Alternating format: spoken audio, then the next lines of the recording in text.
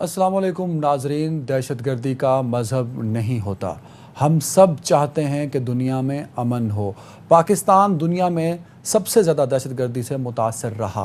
पाकिस्तान की अवाम, पाकिस्तान की फ़ौज, पाकिस्तान के सिक्योरिटी इदारे, पाकिस्तान की तमाम हुकूमतें, वो किसी भी पार्टी की रही हों, मुसलसल दहशतगर्दी के ख़िलाफ़ जंग लड़ती आई हैं, दहशतगर्दी के ख़ात्मे की बात करती आई हैं। दुनिया भर में कहीं भी दहशतगर्दी होती है, पाकिस्तान उसकी मज़म्मत करता है। आज एक अफसोसनाक दिन, जब ईस्टर के मौके पे ईसाइयों के चर्च पर हमले किए गए श्रीलंका के अंदर। ये हमले दहशतगर्दाना कार्रवाई थी, जिसके अंदर अभी तक की जो मीडिया रिपोर्ट्स हैं उसके मुताबिक 200 से ज़ायद अफराद इसमें हलाक हुए हैं और 600 तकरीबन 600 अफराद हैं जिनकी इतलात हैं वो ज़ख्मी भी हुए हैं। 3 चर्च हैं जिन पर ये हमले हुए, 5 होटल्स हैं जिनको दहशतगर्दों ने निशाना बनाया। अगर हम श्रीलंका की तारीख़ पर नज़र डालें तो तमिल टाइगर्स की सूरत में श्रीलंका को कई साल दहशतगर्दी का सामना रहा, खाना जंगी रही, और फिर 2009 तक ये दहशतगर्दी मुकम्मल तौर पर ख़त्म हुई। उस पर श्रीलंका की गवर्नमेंट ने कंट्रोल भी किया। और उसके बाद आज का दिन एक अफसोसनाक दिन था, जब ईस्टर के मौके पर श्रीलंका में एक मरतबा से फिर श्रीलंका धमाकों से गूंज उठा। इसकी अगर हम हिस्ट्री की बात करें तो बताया जा रहा है कि 11 अप्रैल तक इंटेलिजेंस ज़राए ये कंफर्म कर चुके थे कि ईसाइयों के चर्च पर हमले हो सकते हैं। इस पेशगी इत्तला के बाद भी इतनी बड़ी कार्रवाई हुई और कीमती इंसानी जानों का नुकसान भी हुआ। इस पर हम बात करेंगे। साथ ही बात करेंगे पाकिस्तान के वज़ीर-ए-आज़म इमरान खान पहले दौरे पर, ईरान के पहले दौरे पर ईरान पहुंच चुके हैं, और क्या ये दौरा किस तरह के आउटकम्स होंगे, कितना इंपॉर्टेंट होगा ये दौरा, इसी पर हम बात करेंगे। हमारे साथ मौजूद हैं साबिक वज़ीर जनाब खुर्शीद महमूद कसूरी साहब। कसूरी साहब, खुशामदीद कहूँगा मैं आपको। ईरान के दौरे से पहले मैं चाहूँगा, श्रीलंका में आज जो हमला हुआ है दहशतगर्दों का, उस पर मैं आपका पॉइंट ऑफ व्यू लेना चाहूँगा, क्योंकि इससे पहले भी श्रीलंका की सरजमीन पर दहशतगर्दाना कार्रवाइयाँ होती रहीं, खाना जंगी रही, फिर उसको कंट्रोल कर दिया गया। आज एक बड़ा हमला हुआ है, 200 से ज़ायद अफराद इसमें जाँ भाग हुए हैं, सर हलाक हुए हैं। क्या कहेंगे कि अब क्या पॉलिसी होगी, क्योंकि रीजनल पीस की हम बात करते हैं तो उसमें इंडिया, पाकिस्तान, अफगानिस्तान, ईरान और श्रीलंका भी शामिल होता है, तो ख़ास तौर पे साउथ एशिया के लिए कितनी अलार्मिंग सिचुएशन है सर आज के दिन के इन हमलों के बाद? नहीं, बहुत ही ज़्यादा अलार्मिंग है। देखें ना, जो आपने नंबर्स बताए हैं, मुझे आज पता तो चला था कि जी हमला हुआ है, लेकिन एग्जैक्ट फिगर्स नहीं पता थी। अंदाज़ा था 200, आप कह रहे हैं 600 से ज़्यादा इंजर भी हो गए हैं। बहुत तबाहकुन बात है। आपको याद होगा कि जो तमिल टाइगर्स हैं, उन्होंने कई दहाइयों तक वहाँ आज़ादी की जंग लड़ी, और उसमें वो अपने जो मुखालिफिन थे, यानी कि सेनालीज़ में बुद्धिस्ट भी हैं और उनमें क्रिश्चियंस भी हैं, वो दोनों को हमला जो निशाना बनाते थे। अब क्या ये वही एक्टिविटी है? क्योंकि दुनिया में ये तो नहीं हो सकता ना कि अब वहाँ तो मुसलमान भी नहीं है कि ये समझें कि जी कोई वो इस्लामिक स्टेट वग़ैरह ने कोई ऐसा काम किया है।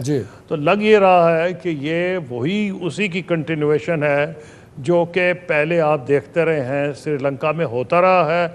अफसोसनाक बात यह है कि लग ये रहा था कि जब से हुकूमत ने दबाया है उन्हें कामयाबी हुई है उसमें, लेकिन आज के वाक़यात ने साबित किया कि इतनी देर ठहरने के बाद भी मसाइल, क्योंकि उनके अभी वहाँ चल रहे हैं तमिल्स के, तो तमिल जो हैं, हमारा तो ख्याल था कि शायद उनको रियासत में इंटीग्रेट कर लिया गया है, लेकिन आज के वाक़यात से लग रहा है, क्योंकि मेरा अंदाज़ा है कि इसके पीछे तमिल टाइगर्स ना सही तो कोई तमिल्स की और तंजीम होगी जो कि एक्चुअली श्रीलंकन हुकूमत को नुकसान पहुँचाना चाहती है।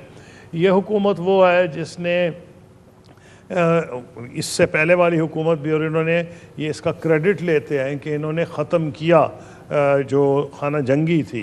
पाकिस्तान का दोस्त है श्रीलंका। मैं वज़ीर ख़ारजा था तो मुझे मेरी ख़ास तौर पर श्रीलंका के विज़िट्स होती थी। उस वक्त प्रेसिडेंट थी कुमारा टुंगा बंदरनायका, तो उनको बहुत काबिल ख़ातून थी और पाकिस्तान के बहुत करीब थी, और हमेशा से श्रीलंका पाकिस्तान के करीब रहा है।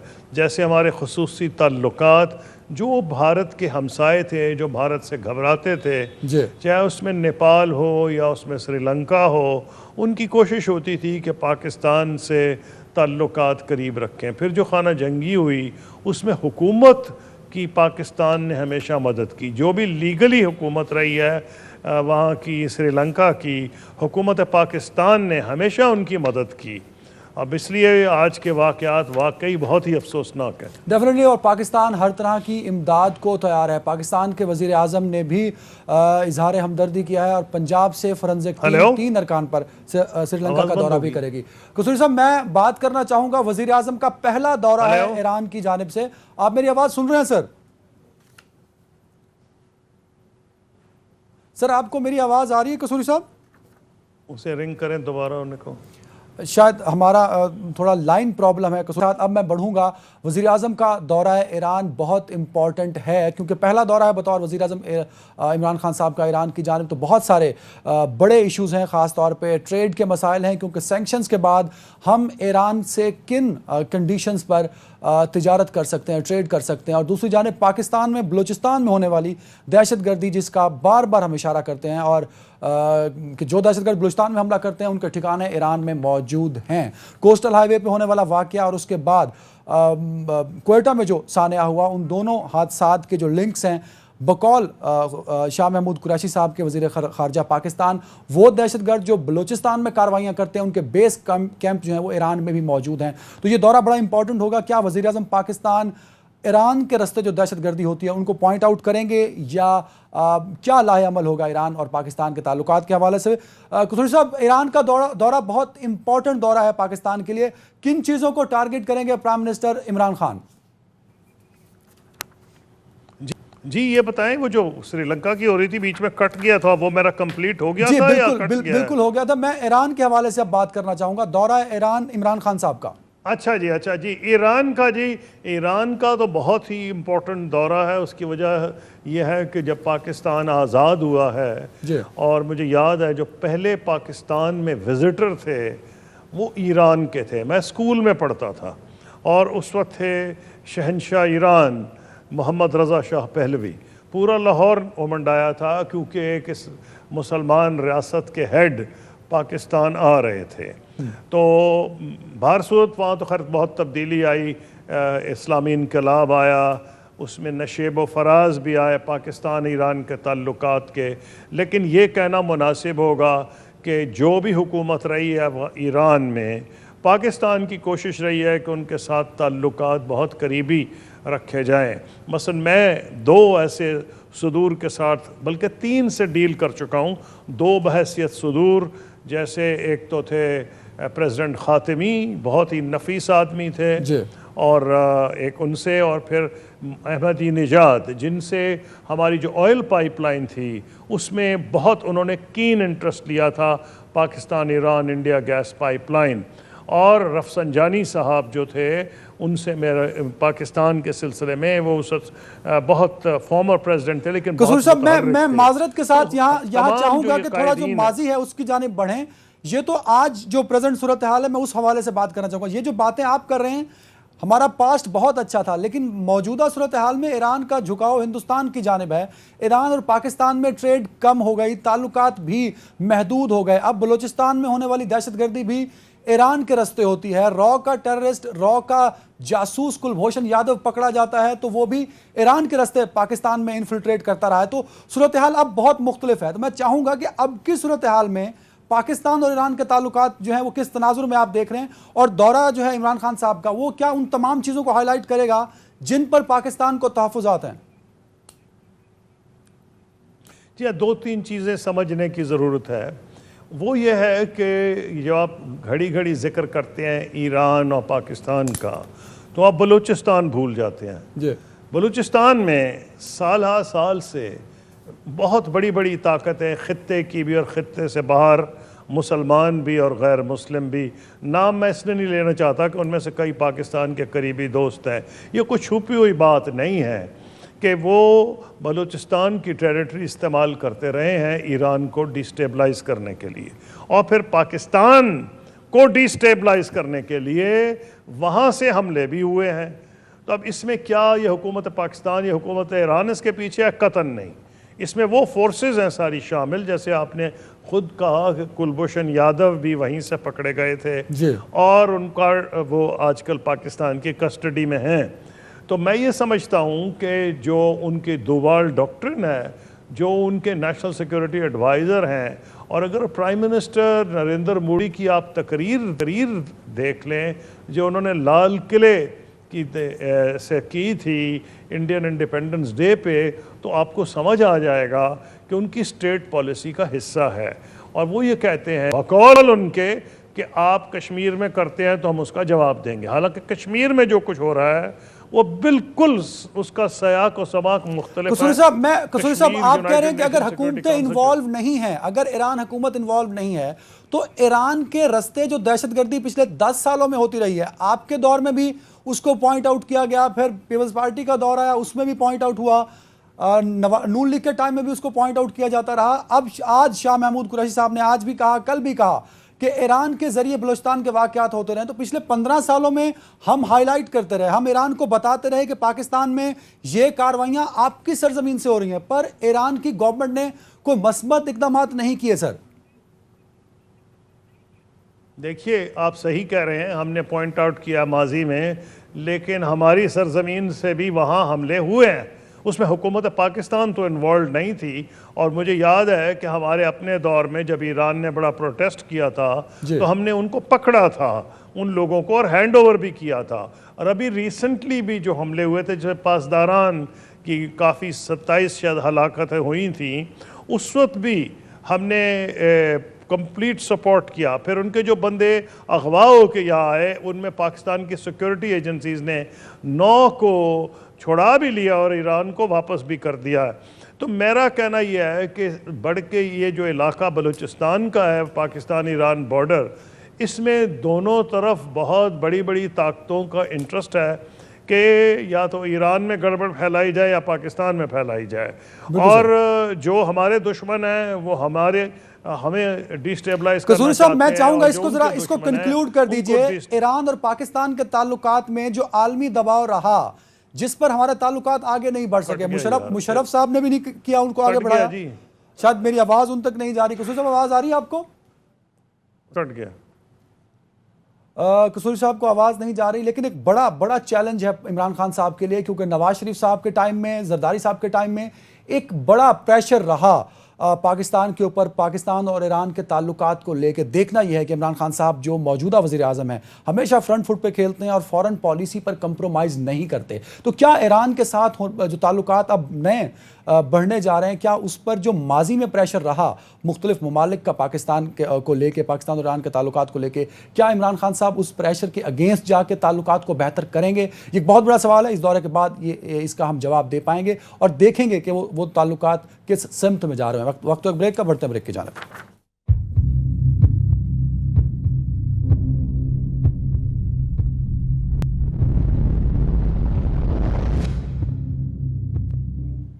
जी नाज़रीन, वेलकम बैक। ईरान से होने वाली दहशतगर्दी, ईरान के रस्ते होने वाली दहशतगर्दी, क्योंकि हम बार बार कहते हैं कि हम कभी भी ईरान की हुकूमत पर ये इल्ज़ाम नहीं लगाते, ना ही कभी हमने शक का इजहार किया कि जो दहशतगर्दी बलूचिस्तान या पाकिस्तान में ईरान के रस्ते होती है उसमें ईरान इन्वॉल्व है, लेकिन ईरान की सरजमीन ज़रूर शामिल होती है। तो आज बड़ा क्लियरली हमारे वज़ारत ख़ारजा की जानिब से, वज़ीर ख़ारजा की जानिब से कह दिया गया।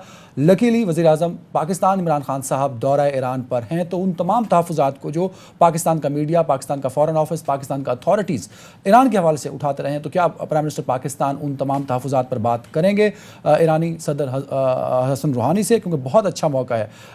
कुलभूषण यादव की सूरत में एक ज़िंदा सबूत पाकिस्तान के पास मौजूद है, जो कि चाबहार के रास्ते पाकिस्तान में दहशतगर्दी करते रहे, और रॉ के कैंप्स जो कि अंडर कवर, मैं बार बार कहता हूँ अंडर कवर इसलिए कि ओपनली वो काम नहीं, ना ही अथॉरिटीज़ को पता है, ईरान के अथॉरिटीज़ को, ना ही ईरान इन्वॉल्व है, तो अंडर कवर रॉ ईरान के रास्ते पाकिस्तान में कार्रवाई करती है। तो क्या आज पाकिस्तान की हुकूमत, इमरान खान साहब उन तमाम तहफ़्फ़ुज़ात को ईरान की हुकूमत और अथॉरिटीज़ के सामने उठाएगी और ये मुतालबा करेगी कि इन पर जल्द अज जल्द अमल कराया जाए? इसी पर हम बात करेंगे। हमारे साथ मौजूद हैं जनरल अमजद शुएब साहब। जनरल साहब, खुशामदीद कहूँगा मैं आपको। ईरान से बड़े तहफ़्फ़ुज़ात हैं हमें, माजी में भी रहे, आज भी हैं। बलूचिस्तान में 2 बड़ी कार्रवाइयां हुई जिनका लिंक जो है वो ईरान की सरजमीन से जुड़ता है। क्या वज़ीर आज़म पाकिस्तान इन तमाम तहफ़्फ़ुज़ात को ईरान की हुकूमत, ईरान के सदर, ईरान की अथॉरिटीज़ के सामने उठाएंगे और क्या वो मुतालबा करेंगे कि अब इन पर कार्रवाई होनी चाहिए? बिस्मिल्लाहिर्रहमानिर्रहीम। देखिए जी, इस मामले में क्योंकि ये बड़ा सीरियस मामला है, इससे तो कोई कोताही किसी किस्म की नहीं जा सकती और ये ऐसा एक इशू है जिस पे के तशवीश बहुत है हमारे मुल्कों में भी और फॉरेन ऑफिस में, जैसे कहा, हुकूमत को भी बहुत ज़्यादा इस पे तशवीश है। अब चीज़ है कि इमरान खान साहब के जाने से पहले ही ये इशू उठा दिया गया और हमारे फॉरेन ऑफिस ने प्रोटेस्ट भी कर दी, अपना मुतालबा भी दोहराया और ये भी याद कराया कि हमने आपको पहले भी इंफॉर्मेशन दी है कैंप्स वगैरह के बारे में और आपने कोई एक्शन नहीं किया। तो उसका फ़ायदा ये होगा कि ये चीज़ें इमरान खान साहब के वहाँ पहुँचने से पहले उन्होंने लाजमन इसके बारे में कोई स्टडी की होगी, ईरान में कुछ न कुछ इस पर तहकीक की होगी और वो वज़ीर आज़म को कोई मुनासिब जवाब दे सकेंगे। वरना तो ये है कि वज़ीर आज़म जिक्र करते और कहा जाता है कि अच्छा ठीक है, हम पता करेंगे, चेक करेंगे, लेकिन इस सूरत में चेक करने का, पता करने का किस्सा जो है वो पहले से तय हो गया क्योंकि फॉरेन ऑफिस ने उनको बहुत पहले से ही इत्तला दे दी। और लेकिन सर मेरा सवाल ये कि इससे पहले जरदारी साहब, मुशर्रफ साहब और नून लीग की गवर्नमेंट रही, तब भी इसी तरह के तहफ़्फ़ुज़ात थे, उन पर हम अमल दरामद नहीं करा सके, ईरान की जानिब से कोई पेशरफ्त नजर नहीं आई, जो तहफ़्फ़ुज़ात या जो चीज़ें पाकिस्तान पॉइंट आउट करता रहा। क्या इमरान खान साहब और इमरान खान साहब की जो गवर्नमेंट है वो उन तमाम चीज़ों पर जिन पर पाकिस्तान को तहफ़्फ़ुज़ात हैं, क्या उन पर ईरान से कार्रवाई का मुतालबा करवा सकेगा और कार्रवाई हो भी सकेगी कि नहीं? सर देखिए, बात यह है कि ईरान को भी तहफ़्फ़ुज़ात थे, हमारे पास भी यहाँ पे ऐसे ग्रोह थे जो कि वहाँ पे ईरान में जाके दहशतगर्दी करते रहे और हमने बड़ा तावन किया। उसमें जो जंदुल्ला के लोग थे वो हमने पकड़वाए, अभी वो जैश अदल एक आ गया है और जो पहले हमने पकड़वाए वो सजाएं हो गई थी। अब चीज़ ये है कि हमारे साथ बॉर्डर मिलता है अफगानिस्तान का, ईरान का और पाकिस्तान, एक ट्राई जंक्शन है जिसको ये दहशतगर्द मिसयूज करते हैं। हमारी तरफ से गए, ईरान में वारदात की और निकल गया अफगानिस्तान साइड से, तो आपको पता नहीं चलता। अभी पाकिस्तान ने जो प्लान किया है वो बड़ा इंपॉर्टेंट है कि आप ऑलरेडी अफगानिस्तान पे जो कर ही रहे थे अपनी फेंसिंग, इधर आपने ईरान साइड से भी फेंसिंग का काम शुरू किया है, या ऐलान कर दिया कि हम करेंगे। बिल्कुल सर, इफ्तिखार साहब भी मेरे साथ हैं, मैं माजरत से इफ्तिखार साहब की जाने बढ़ूंगा। इफ्तिखार भाई, क्या इमरान खान साहब का दौरा उसी तरह का दौरा है जिस तरह इससे पहले सरबराहान मुमलिकत करते रहे, या इस दौरे को आप थोड़ा मुख्तलिफ देख रहे हैं पाकिस्तान और ईरान के ताल्लुकात को लेकर? नहीं, एक नॉर्मल सा दौरा है, इसमें कोई ख़ास चीज़ नहीं है। नहीं सर, मतलब पहले भी, इससे पहले कि जो ये वाक़या हुआ है, अपना जब प्रेसिडेंट आया था ईरान का, तो तब भी हमारा रवैया यही था कि हमने जिस तरीके से उनको हार्श वेलकम किया था, तो आज हमने जाने से पहले वजारत ख़ारजा ने बड़ा हार्श स्टेटमेंट दे दिया है। हमारे रवैये तो ऐसे ही हैं, हम तो ऐसे ही बिहेव करते हैं। इफ्तिखार भाई, आप कह रहे हैं कि शाह महमूद कुरैशी साहब की जो स्टेटमेंट थी वो टाइमिंग गलत थी उसकी, और वो अफेक्ट कर सकती है इमरान खान साहब के दौरे को, मुतासिर कर सकती है आपके ख्याल में? एब्सोल्युटली नहीं। देखें, मुझे तो ये पता है कि जब ईरान के प्रेसिडेंट आए तो उसका जो रवैया अख्तियार किया गया था वो भी आपके इल्म में होगा। और अब जब हमारा प्राइम मिनिस्टर वहाँ पे जा रहा है और हमारा जो वजारत ख़ारजा उसने जो बयान दिया है वो भी आपके सामने है। हालांकि ये बयान जाके ख़ुद भी वहाँ पे किया जा सकता था, डिस्कस किया जा सकता था, इसको पब्लिक करने की क्या ज़रूरत थी? तो इससे आप रवैये का अंदाज़ा लगा लें कि हमारा रवैया ईरान के बारे में क्या है और हम किस किस्म की डिप्लोमेसी में यकीन रखते हैं। बिल्कुल सही। रजा रूमी साहब, आपने सुना इफ्तिखार साहब ने जो बातें की, क्या आप एग्री करेंगे? चाहिए, क्या एग्री करेंगे आप इस पॉइंट से? क्योंकि मेरे थोड़े से तहफ़्फ़ुज़ात है, शायद मैं इफ्तिखार भाई से थोड़ा अलग से सोच रहा हूं। क्या आप जो पॉइंट्स इफ्तिखार भाई कह रहे हैं, क्या वो ठीक है आपके ख्याल में? जी, मैं उनसे इत्तेफाक करता हूं। उसकी वजह यह है कि ये सिफारतकारी के जो उसूल होते हैं उसमें ये बात बड़ी वाज़ेह होती है कि अगर आप किसी रियासत के बारे में तहफ़्फ़ुज़ात भी हैं तो आप उनका इजहार जो है वो एकदम पब्लिक में नहीं करते। आप पहले ambassador to ambassador, foreign office to foreign office, उसके ऊपर बात करते हैं, अपनी शिकायत को पहुंचाते हैं, देखते हैं कि अगले जो मुल्क है उसका क्या रवैया है, और फिर पब्लिक में जाते हैं। तो अब जबकि खसूसन वज़ीर-ए-आज़म ने वहाँ का दौरा करना है, और मसला ये है कि ईरान हमारा पड़ोसी मुल्क है, चाहे वो जो भी हमारी उससे शिकायत और तहफ़्फ़ुज़ात और उनको भी हैं, वो भी इसका इजहार करते रहते हैं, तो उसको इस तरह से हैंडल नहीं करना चाहिए कि उससे फिर ये देखिए जो हमसाए होते हैं ना, ये कहीं जाते नहीं हैं, ये मुस्तकिल हकीकतें होती हैं। और मसला ये है कि हमारी अब चूंकि एक सर एग्री, बिल्कुल सही, बिल्कुल सही। इफ्तिखार भाई, मैं ब्रेक पे जाऊंगा, लेकिन उससे पहले बता दीजिए कि शाह महमूद कुरैशी साहब तो बड़े सुलझे हुए वजीर खारजा हैं, आप भी उनका काम की तारीफ की है आपने अक्सर, तो क्यों शाह महमूद कुरैशी साहब ने जानबूझ के ऐसा किया, या उनसे स्टेटमेंट हो गई, उन्होंने बोल दिया, जाने से पहले उन्हें नहीं बोलना चाहिए था, क्या हुआ क्या इसके पीछे सर? देखें, हुआ ये है कि जो लोग हमारे खारजा अमूर को चला रहे हैं, ये उनकी पॉलिसी है, ये उनकी पॉलिसी है, ये उनकी ब्रीफिंग होगी, क्योंकि ये पहली मरतबा नहीं हुआ ये। तो मैं इसको इसलिए इत्तफाक नहीं ले रहा कि जब ईरान के सरबराह यहाँ पे आए तो जो कुछ हमारा रवैया था और जो हमने किया वो आपके सामने वो तारीख का हिस्सा है। और हमारा प्राइम मिनिस्टर जब जा रहा है, और ये बातें सारी प्राइम मिनिस्टर उनसे कर सकते थे दूबदू। बिल्कुल सर, मैं इसी पर सवाल पूछूंगा इफ्तिखार भाई, लेके बाद वक्त तक ब्रेक का नाज़रीन।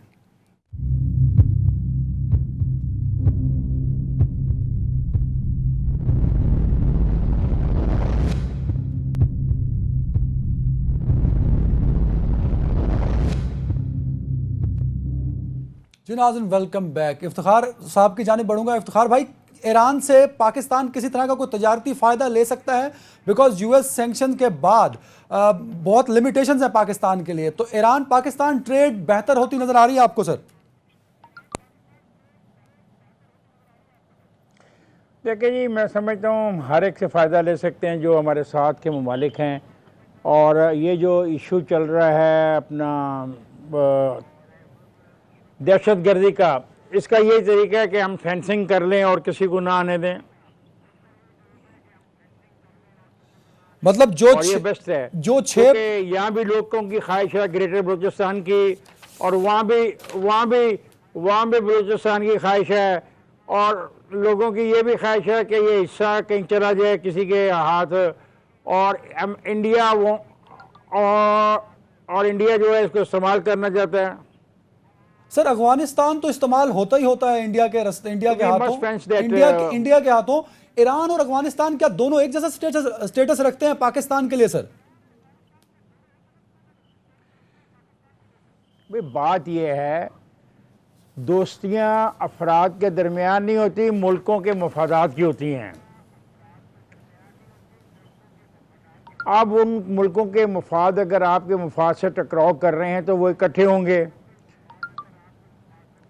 बिल्कुल सही। अमजद शुएब साहब, क्या बाहर की जो बंदरगाह है वो इस्तेमाल कर रहे हैं? और मैं पहले मैं ये जवाब दे दूं इंडिया कि हमारे फॉरेन ऑफिस ने ये क्यों किया। जी जी, देखिए, बात यह है कि पीछे जब ईरान में वाकया हुआ था, उसके बाद फिर हुआ वाकया पुलवामा का, और उस वक्त सफारतकारी कहाँ गई थी? ईरान ने हमें कहा कि जी हम आपके अंदर घुस के हमला करेंगे, आप इन दहशतगर्दों को लगाम दें। और मैं समझता हूँ कि इस तरह धमकी आमेज और इस तरह की गलत किस्म की जबान इस्तेमाल की गई ईरान की तरफ। पाकिस्तान ने तो बड़ा मुहज़्ज़बाना रवैया अख्तियार किया, पाकिस्तान ने मुहज़्ज़बाना रवैया अख्तियार किया, और ये आप भी करके देख लें। अब छठी मरतबा ये पहले कई वाकयात हो चुके हैं साउथ में। हर एक से आपका रवैया यही है।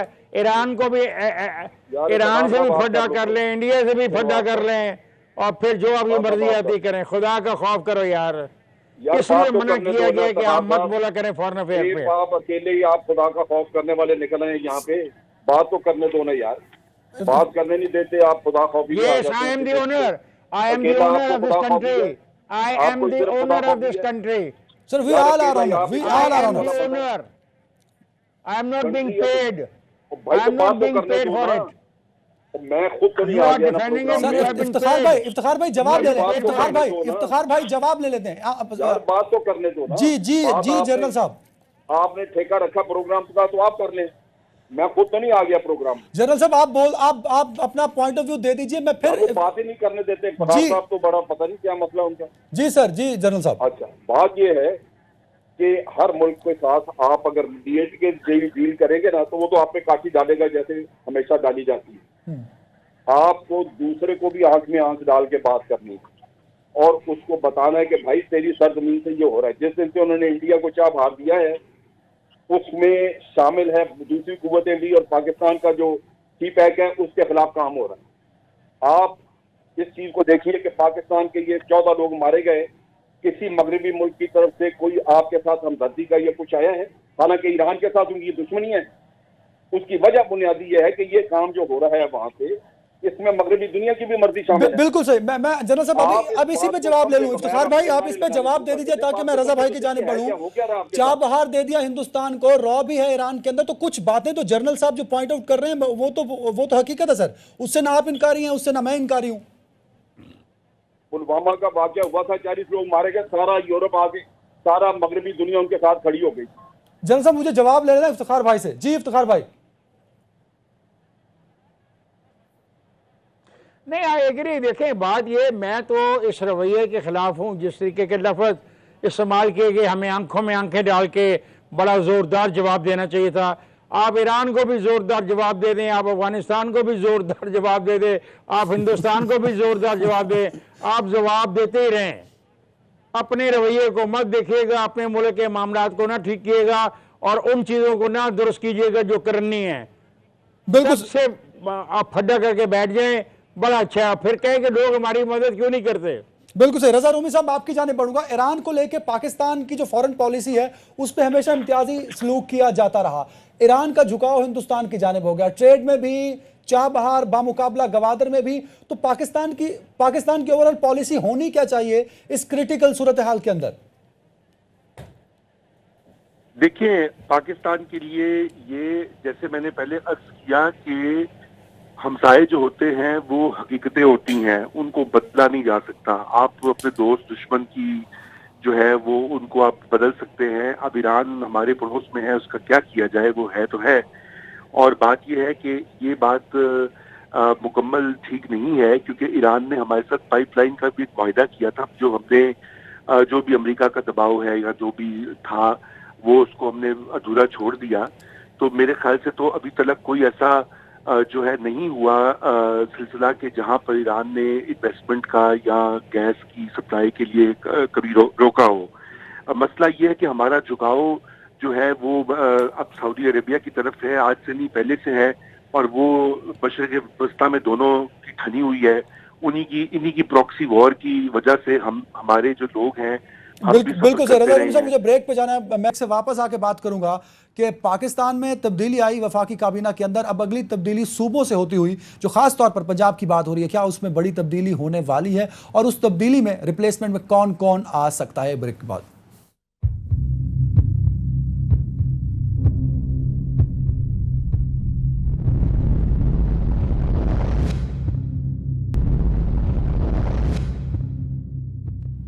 जी नाज़रीन, वेलकम बैक। तब्दीली की एक बड़ी लहर वफाकी काबीना में तब्दीली आ चुकी। इमरान खान साहब कहते हैं अभी और तब्दीली आएगी। ये तब्दीली जो है इसका रुख अब मुड़ा सूबों की जानिब, और सूबों में जो बहुत हॉट है वो है पंजाब। अब देखना पंजाब में क्या क्या बड़ी तब्दीलियां मुतवक्के हो सकती हैं। इफ्तिखार भाई, क्या जो पंजाब में तब्दीलियां हैं उसमें कहीं आपको बड़ी तब्दीली होती दिखाई दे रही है पंजाब के अंदर? सर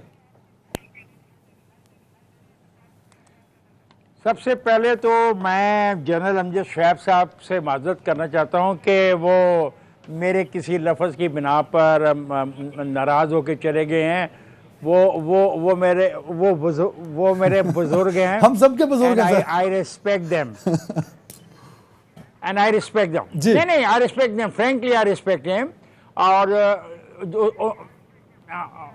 और मेरा जो नुक्ता नजर है वो उनकी जात से मुतल्लिक नहीं है। बिल्कुल सही। आपने अपने पॉइंट ऑफ व्यू से बात की थी। बिल्कुल सही है, बिल्कुल सही है। वो पाकिस्तान से लॉयल है उतना मैं हूं।